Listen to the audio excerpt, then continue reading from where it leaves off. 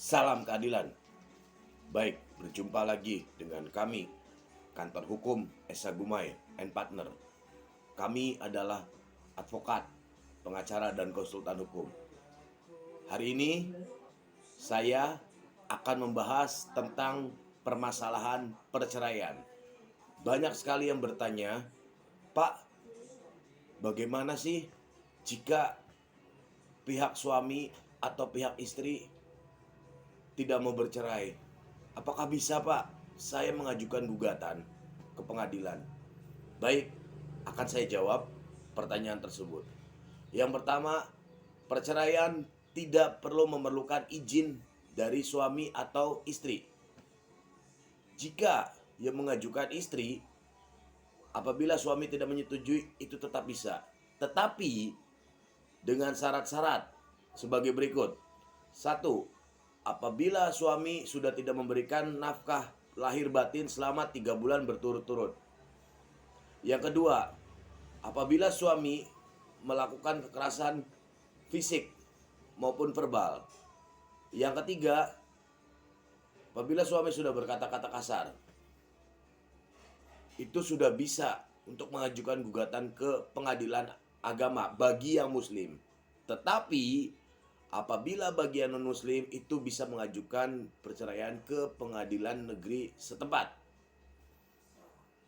Lalu yang kedua, Pak, bagaimana sih jikalau buku nikah tersebut atau akta nikah hilang?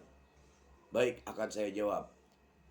Untuk buku nikah hilang atau buku nikah dibawa dengan salah satu pasangan, apabila hilang, itu bisa minta surat keterangan dari kepolisian terlebih dahulu. Setelah mendapatkan surat keterangan dari kepolisian, penggugat atau pemohon atau yang ingin mengajukan bisa datang ke kantor urusan agama bagi yang muslim. Tetapi dengan catatan harus mengetahui tanggal, bulan, dan tahun menikah tersebut. Pak, bagaimana jikalau ingin mengajukan gugatan menggunakan kuasa hukum? Berapa sih, Pak, tarif jasa pengacara?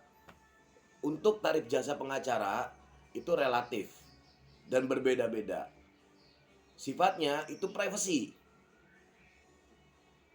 Jadi, jikalau ingin menggunakan jasa pengacara, tergantung kesepakatan dengan pengacaranya. Tetapi, dengan catatan, hati-hati. Sekarang banyak oknum-oknum pengacara berkeliaran. Pak, bagaimana sih jikalau kita ingin tahu atau kita yakin bahwasanya orang tersebut adalah benar-benar pengacara? Yang pertama, kita minta kartu tanda advokatnya. Oke. Yang kedua, setelah melihat kartu tanda advokat, dilihat masa berlaku kartu tanda advokat itu sampai kapan dan sampai tahun berapa. Kemudian kita lihat berita acara sumpah advokat tersebut.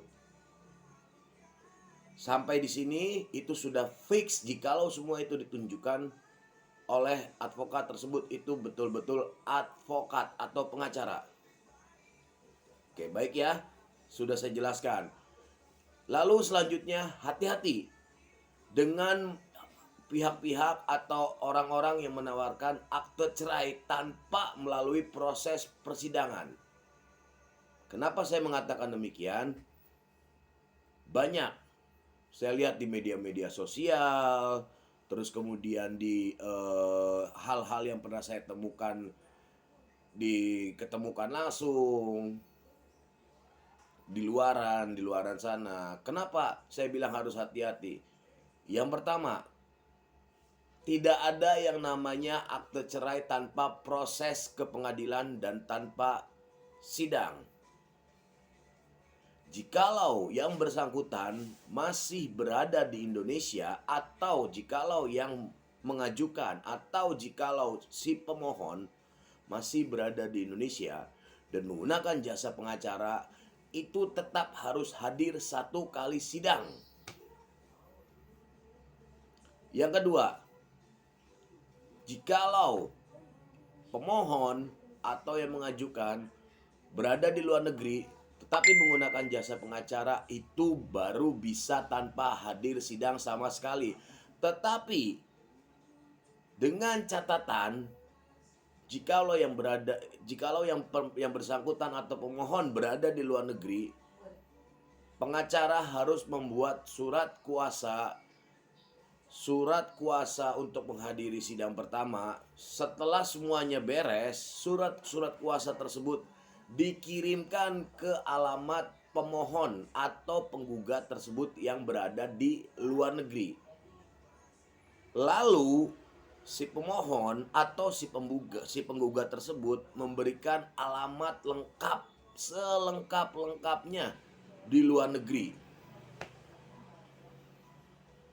Yang ketiga, untuk pemohon atau yang mengajukan berada di luar negeri itu harus melampirkan paspor serta KTP luar negerinya. Oke? Baik, mungkin itu saja dulu yang akan saya jelaskan. Untuk selanjutnya, kami akan memberikan edukasi tentang hukum kembali. Baik, terima kasih. Salam keadilan. Assalamualaikum warahmatullahi wabarakatuh.